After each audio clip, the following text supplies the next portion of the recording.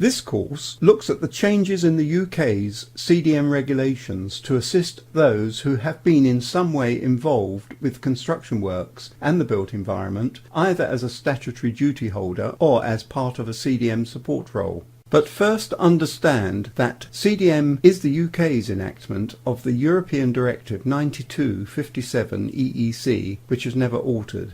That directive lays down minimum safety and health requirements for temporary or mobile construction sites. For example, any construction site at which building or civil engineering works are carried out, and intends to prevent risks by establishing a chain of responsibility linking all the parties involved.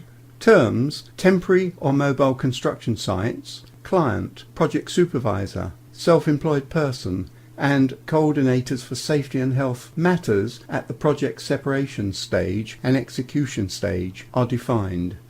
A client or project supervisor nominates persons responsible for the coordination of health and safety at sites where several firms are present.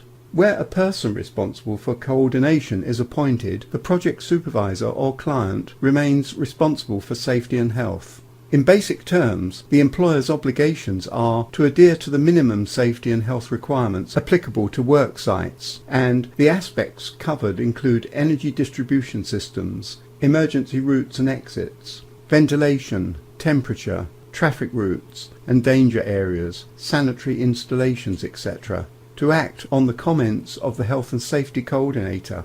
The UK government first enabled the directive into UK law as a set of regulations under the Health and Safety at Work, etc. Act in 1994, and then again in 2007 and 2015.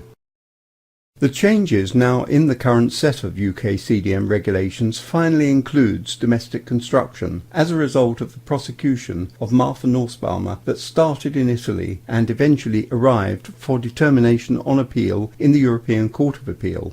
A summary of the judgment is on your screen. This case was about an Italian private client having work done to a roof of domestic property which did not require planning permission. Under the Italian interpretation of the directive, there was no requirement to appoint coordinators for safety and health matters or produce a safety and health plan. The key issue in the case was that there was more than one contractor present on the construction site. This made clear the directive states that there is an unequivocal requirement to appointment of coordinators for safety and health matters on any construction site on which more than one contractor is to be present, and does not permit any derogation from that requirement, and from which you will understand the precedence of European law over UK legislation. The highlighted text is a clear indication the UK government had to make the changes in its national legislation, otherwise would have been in breach and liable to prosecution itself. This presented the UK government with a problem because CDM was enacted under the law relating to health and safety at work, and clearly a domestic home is not a workplace or place of work so far as the client is concerned.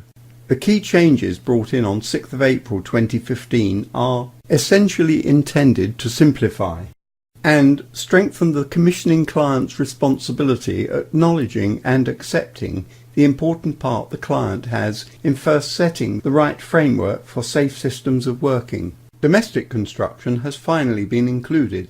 The CDM coordinator role ceased completely on 6 October 2015 after a 6-month transitional period, after which the principal designer would take, and had been the new statutory role introduced for all projects started on and beyond 6 April 2015. The trigger point for notification has been removed and the threshold for appointment is different. The prescriptive requirements for competence and the associated approved code of practice are removed, being now replaced with the criteria for skills, knowledge, experience and training, and organisational capability. So, gain the knowledge, sign up and register with the Institute of Construction Management Online Academy, providing robust, reliable, tested, knowledge-based training with third-party independent audit to ISO 9001 standard and certification through the ICM Online Academy. Gain entry onto the CDM Competence Registry.